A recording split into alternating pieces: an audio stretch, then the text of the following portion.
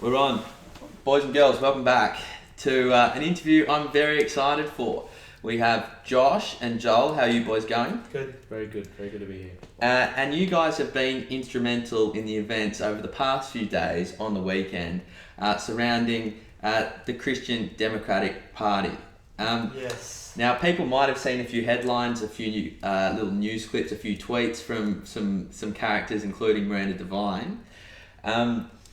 But Samraat said, he sent me a message, Josh, he also goes by, said, it'll be nice today to talk to a friendly camera. And so after these developments, he's been in the media, Joel's been involved, and so I want to hear from you guys, what are the developments that have happened and what's been going on the past couple of days? Well, a lot. So, State Council. So in every party is a State Council meeting where members come and they vote on all sorts of issues. So on the 1st of June, for last Saturday, the CDP had a State Council like always. And the chairperson opened with prayer, and there was no conference motion as soon as he concluded. The motion was seconded, he ruled out of order, and there was a motion of dissent raised. And so just so everyone understands what that is. There's a lot of people who don't understand, including me. So we start with no confidence motion. So no confidence motion is simply the party membership doesn't feel confident that the board can do its job. Right. And if that passes, the board gets that. Right. And so who are the board? What does the board do? What's their role in the party? Board, they essentially make the big political decisions on behalf of the membership. So membership elects the board to represent them and make all the choices on their behalf. Yeah. And that's what they're meant to do. So make choices in the interest of the party, for the benefit of the party, but not out of self-interest. Mm. And so no confidence motion was to dissolve the board, and that was seconded, and the chairperson and president of the party ruled out of order. And that's in his right to do that. He's a chairperson, he can say, So out of order means? That was whatever the chair wants it to mean. So right. Basically, the chair says, I don't like the motion, I'm ruling out of order. Okay. And if he does that, I believe the Incorporated Associations Act 2009 outlines certain rules regarding not-for-profit meeting procedures. And if something like that's ruled out of order, members can then move a motion of dissent, which is to challenge the chairperson's ruling. And if that's seconded, then it becomes a legal matter. Yeah. So that the chairperson then has to step aside, and the party has to then nominate a temporary chairperson until that ruling's discussed and voted upon. And of course, so we did that. We moved a motion of dissent, challenging his out of order ruling. It was seconded, and what do you know? He ruled out of order too. Right. At that point, everyone in the room just kind of froze a bit, because you had their side not knowing what the heck's going on. Then you had the people who supported us kind of wondering how the chairperson can just completely go against the legal proceeding. And so there was a couple of moments of silence, and then it kind of broke out until everyone just that's legal, no that's legal, no that's legal. And what it ended with was the chair saying aye during the meeting, and he just kind of marched out with 15 to 20 members. Okay. And so what then happened was 35 members stayed. They voted to continue the meeting. It was seconded. We nominated a temporary chairperson, a temporary secretary to chair the meeting and to take minutes. We went back to the motion of dissent. That was passed. We went back to the no confidence motion. That was passed. Then moved a motion after lots of discussion and debate to establish a special committee to investigate the party's internal issues. That was passed. We took nominations to the floor. That was passed. We got 5 committee members, and then the State Council came to a close. Okay. It was all very civilised. A lot of stuff we covered there. Yeah. 2 questions. The first is for Josh. Who's the chairperson who we're dealing with? And who's in the? Are there any key players in the board that the viewers at home need to know, or not really? Yeah. So there are 2 key players. The first is the chairperson and state president Ross Clifford, principal of Moreland College, and I believe a reverend also in the Baptist Church. And the second player, whose status on the board is kind of wavy at the moment, is Paul Green, the former MLC, now House for the CDP. Right. So from my understanding, Ross on the board, from what I've heard from the members, his position there is just kind of to secure his future as a member of parliament taking Fred's seat. Yeah. So as Fred announced in his press conference yesterday, Reverend Fred Nile, he said that he will nominate Ross as nominate Ross as his successor, and that's why Ross is so determined to be on the board to keep that kind of deal going on. And Paul Green's on the board. Actually, he's on the board based on the fact that he was a member of Parliament, and the president didn't really want to tell him he's on the board anymore. That's why Paul was on there. And from my understanding, Paul Green wanted to also roll the board to become the state president and put someone else as state director and hopefully take Fred's seat. That's what the power plays were happening. And so what we did was essentially get rid of all that, just sack the entire board, and put the process to a vote by the membership to increase transparency and restore the party's internal processes. Okay, huge. Well, before we go in and talk about what actually happened in the party, which led to the no confidence and people being dissolved and the board being a bit topsy-turvy, Joel, what was your role in this? Because I did see you on Facebook giving a little public speaking speech, a little rabble-rousing appeal to the membership. I thought it was quite good. Cheers. Look, it was just I was the one that put the motion forward, and I think we'll as we get into this about what the fake news and how they've been sort of reporting this. Damn fake news. Damn fake news. What can you do? Fake news. Well, this is why we need people like you do to go around it. You're too nice. Exactly, and hold us accountable as well. So with I was the one that put the motion forward of no confidence. I'm not the disgruntled employee that's in all the articles that comes up as Samraat, who's they say is correct me if I'm wrong, a disgruntled ex-employee or something like that. It was me that put it forward. A lot of issues start with an Arab, and no different. Exactly. There you go.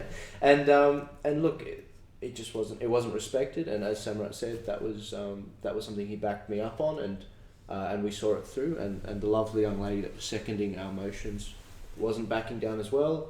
Neither were the 35 members that were with us. And so Samraat and I, we've been trying to work this out. We've been helping each other and advising each other on how best to proceed, how best to prepare for this meeting, because it's not the first time this has been unsuccessfully achieved by other people. We see this, of course, as a successful attempt, and unfortunately, it shouldn't have been left to us to do it. There were a lot older, a lot more experienced, a lot wiser people who have failed at this in the past, and we're incredibly happy with the gains that we've made. So just for the people, you've turned the party a little bit upside down. There's a lot of well-established people in that party.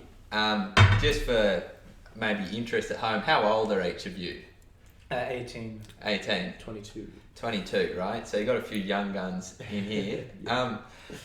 Very interesting. So the results, and I do want to get to what actually led to this, but in terms of the results, you've had the old guard kind of on the way out, and you've elected a few new officials, and I think, well, you guys are among them, right? Yeah. So what's your roles now in the CDP? So there's a directional committee that was democratically elected by the members. I'm the chair of that committee. Joel's also on the committee. And we have 3 other members. And in contrary to what the media is saying, it isn't like a rebel youth group. The other members are, I believe, 35 and 60. So there are a vast age range of members on this committee to advise us. And they were all voted on the day.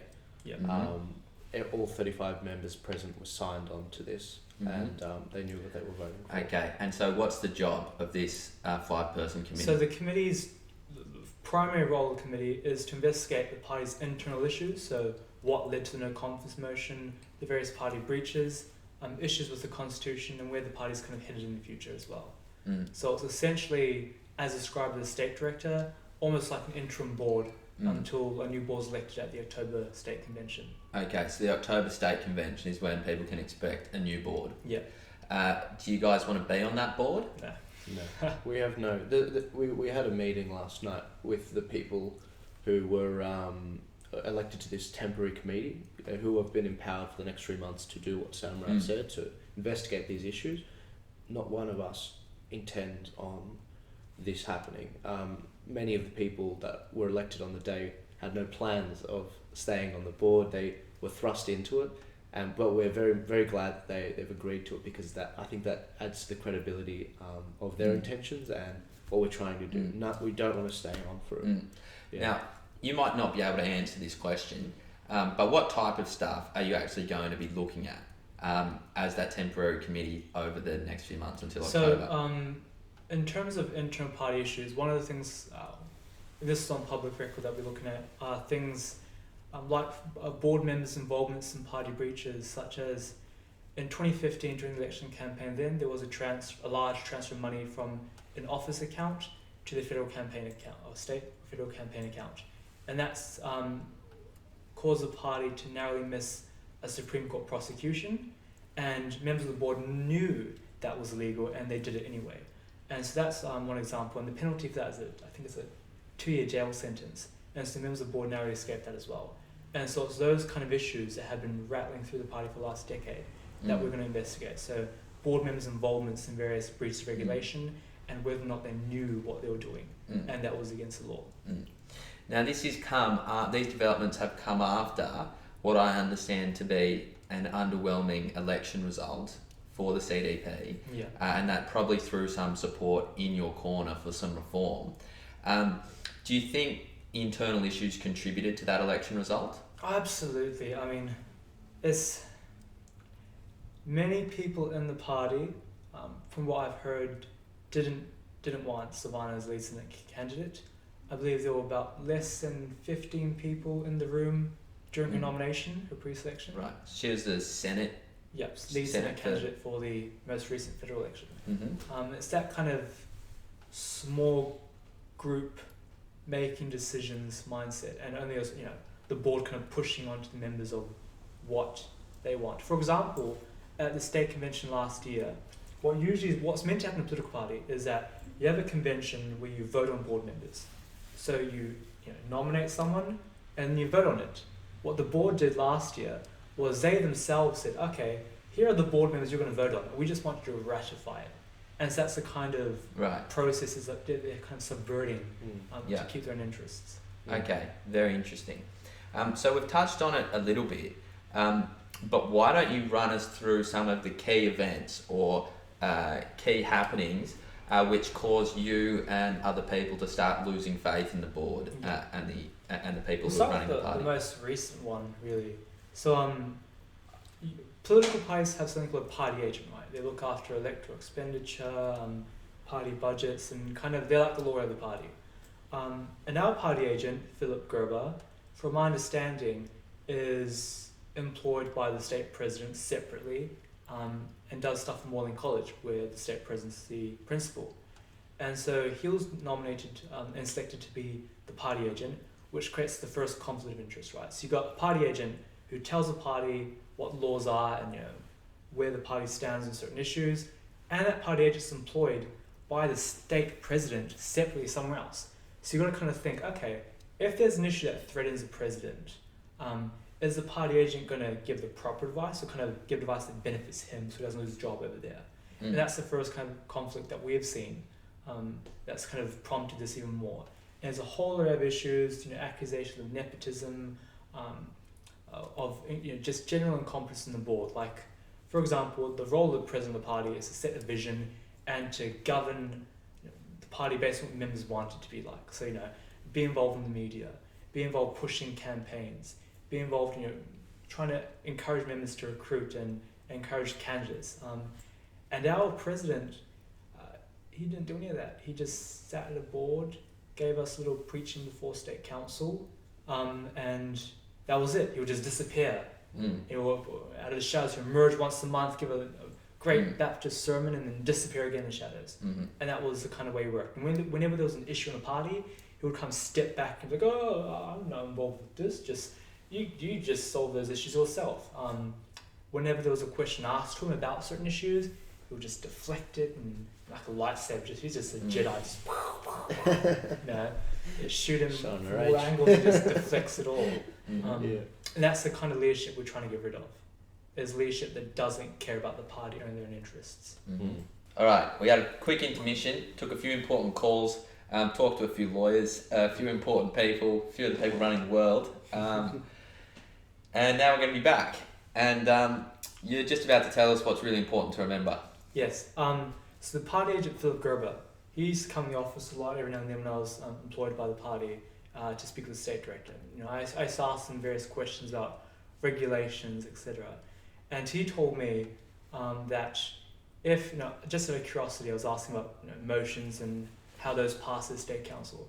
And he told me that if there was no conference motion on the board and it was seconded and passed, and that's just it. That's just how it goes. And then recently on Twitter, he tweeted saying, that no conference motion was out of order, illegal, you can't do that, so it's interesting to see the party agent kind of almost backflipping on what he said before and just changing his legal advice. Okay, well, we don't have Phil in the studio. It'd be nice to talk to Can him. you bring him up? Now, hey, what's Phil. Phil? How you going? But feel free to drop us a comment, Phil. Tell us what you think. Now, what's the so the current board people, the people who were on the board, what are they doing now? So Fred is doing Fred. Let's talk about Fred.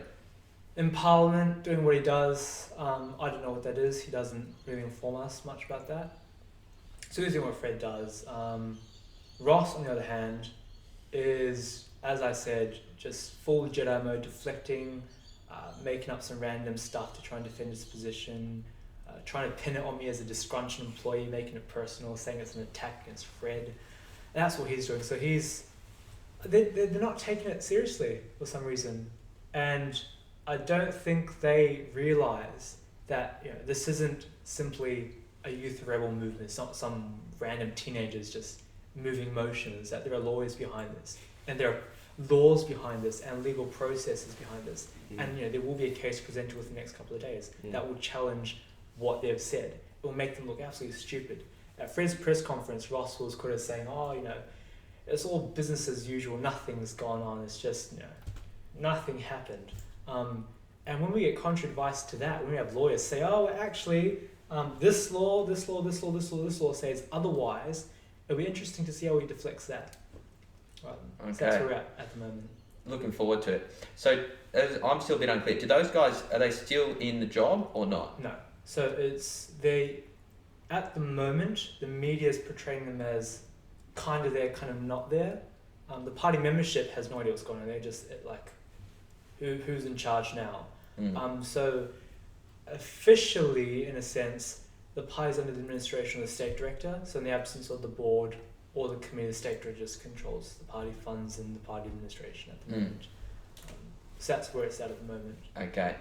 And let's talk a little bit about Fred. Fred, I understand, is a big personality in the CDP, and I'm not very familiar with the CDP or with Fred. Yeah. But you've tweeted, I think, a little bit about him, made like Facebook post regarding, I think, Fred and the fake news that's been surrounding the events. Why don't you give us your take on both Fred and the fake news? So I'll give you the fake news first. So what the media is saying is that I've seized power of the party. I've taken absolute control. I am the state council. I am the Senate. I'm the Senate. And that I'm vying for Fred's seat. So one of the questions they asked me, I don't remember which news channel it was. They asked if I intended to take his seat. No. Channel 7. That was. It was Channel 7. Yeah, that's fine. No, I don't. And that's the media they're pushing. That's the story they're pushing. Is that this is a young, teenager trying to take over the party, get Fred's seat, and is just angry, really, and that this is all targeted Fred. And what's really going on is it is an angry teenager, but an angry membership as well, and an angry Australia behind that, an angry and ineffective board, an incompetent chair, and an incompetent president. And that's what it's about. It's not about Fred. Yeah. He just happens to be on the board that we believe is incompetent, and that's why he's been sacked with the board. Did you want to say anything, Joel? Yeah, look, we're not into, I think if anything's demonstrated from our interviews, we're not into ad hominem attacks. We're not interested in that. We're not interested in power. We're merely interested in upholding what we're seeing from the base of the Christian vote. We're finding we've come into a party where we've been, you've been a member for a couple of years now. You know exactly what's going on. They're not happy with what's going on. They're not happy with their so-called leaders who have led them down this path where they've broken multiple AEC regulations. As a result, many people have tried to stop them. They have failed. We just happen to come in at a time where no one else wanted to stand up. That's why we're so young, because it shouldn't be us. Everything says it shouldn't be us, but it is us. We've been empowered from this council, from this meeting that we had on Saturday to change it, and it's as simple as that. None of us want to stay on. This is not an attack against Fred Null. He's made a significant contribution to the Parliament, the New South Wales State Parliament, the longest serving member, correct me if I'm wrong, but he should have honoured his promise on 3 occasions where he said he'd resign, and he has not done that, and many of the members know that, and they're not happy with him. So change has to come in order for this party to continue, and we did that following the legal steps on the weekend, and it tried to be silenced. And I always decide to err on the side of more speech, more freedom, more discussion, rather than shutting it down and calling the meeting adjourned.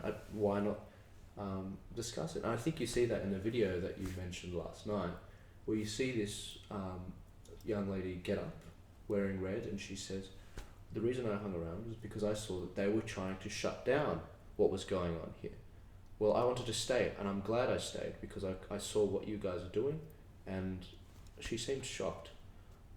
And she ended up voting in support of this committee for the next 3 months to investigate these errors. And I don't see any harm that could come from this. If nothing comes from this, then they've got nothing to worry about. But they're doing everything to the contrary, and we're not going after, we're not targeting anyone, we're targeting the crimes which are being committed right here. So, okay, very interesting.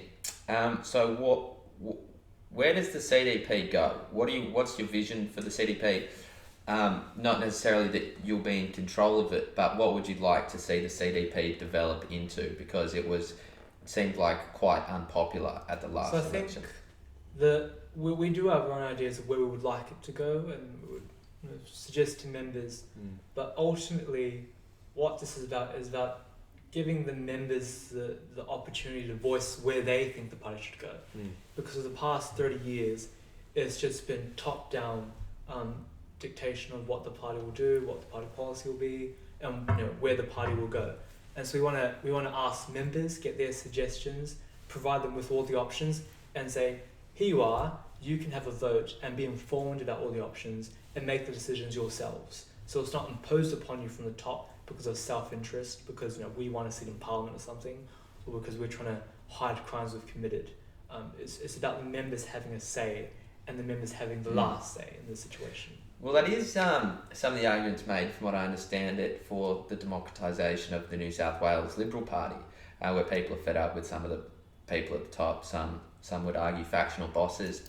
But what issues? I want to get more to a bit of the party philosophy and a bit more where the party stands on issues.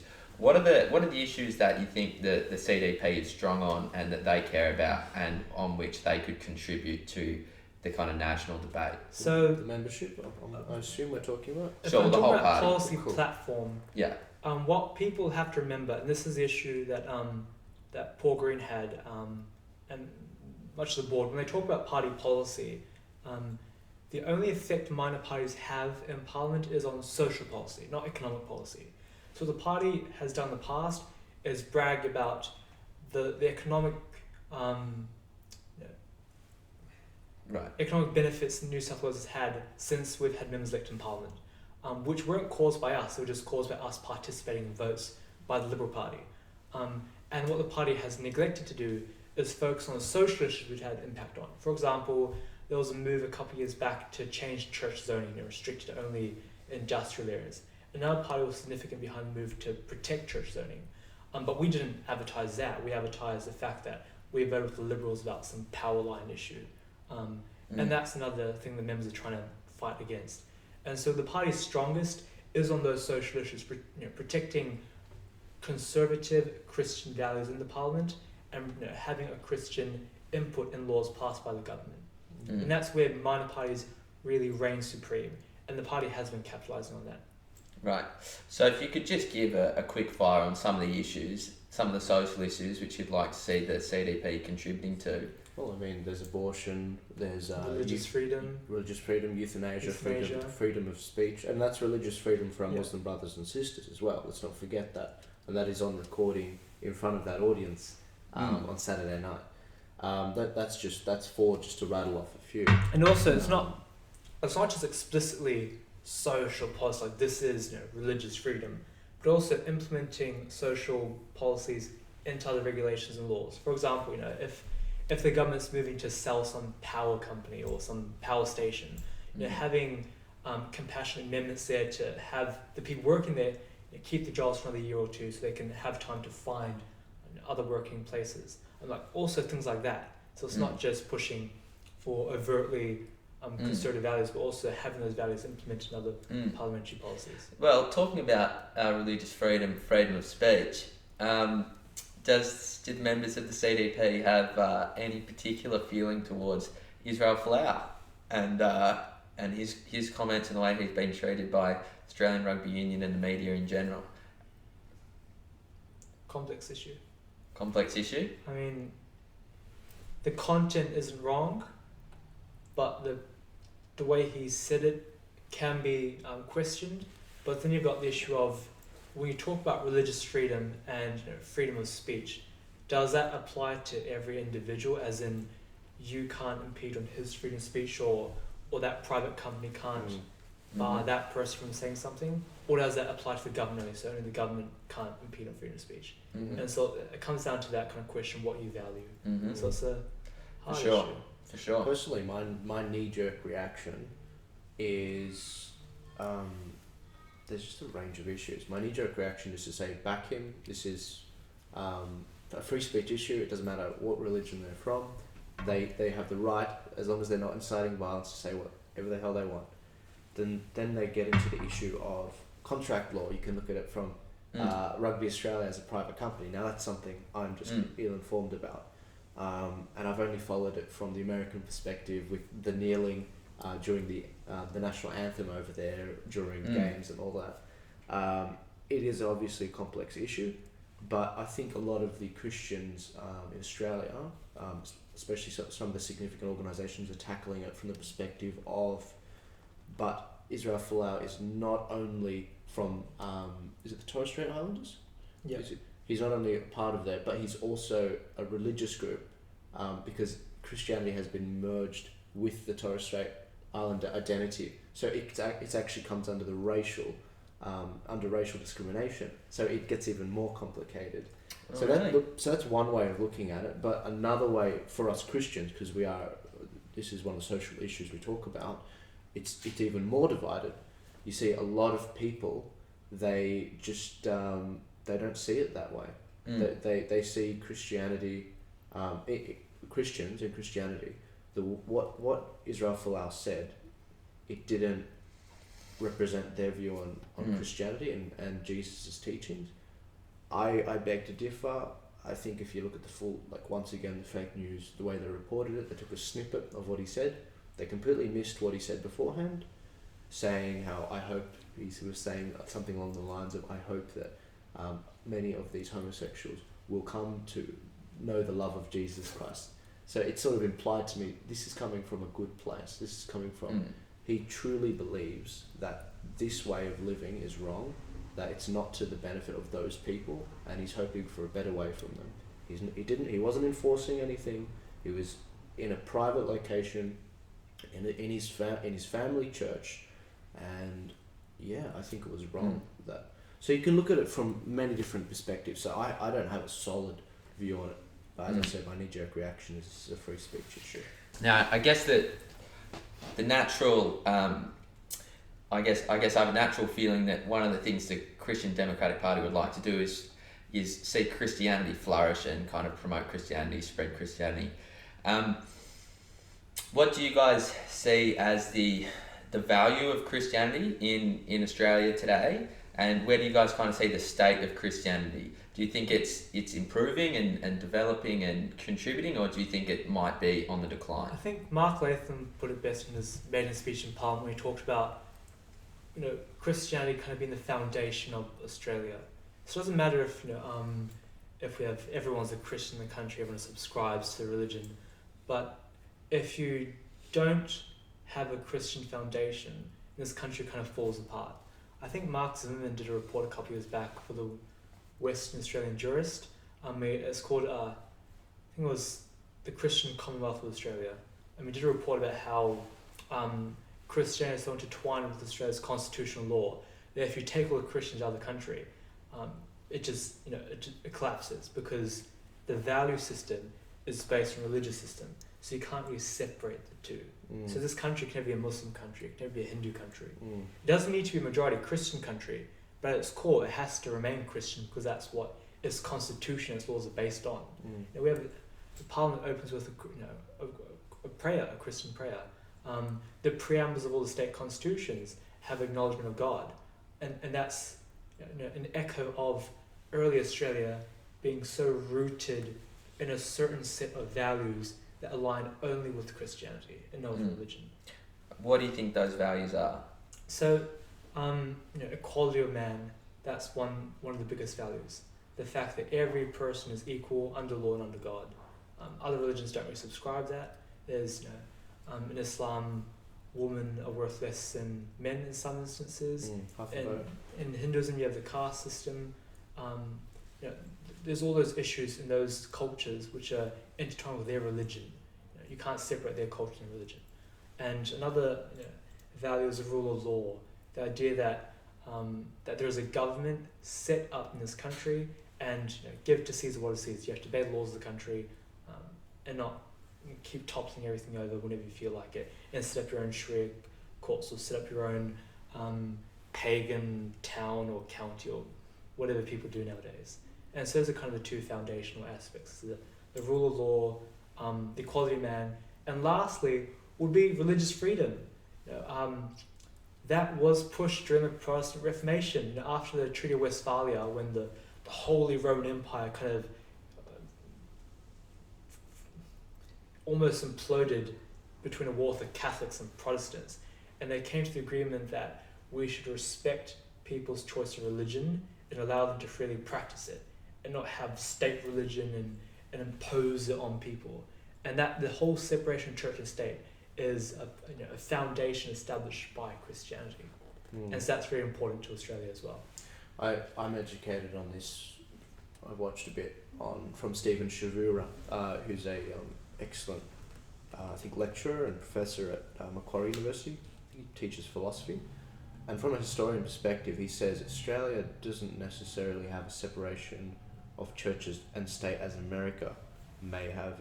And I don't want to mischaracterize what he says, but my understanding is that when in our constitution where it says there's a separation of church and state, it's referring to, or that we have a secular sort of government, it's referring to funding towards the churches. It's not referring to where we get our morality from, because morality is how it's where we get it from, is how we govern and how we create our laws. And where else are you going to get it from?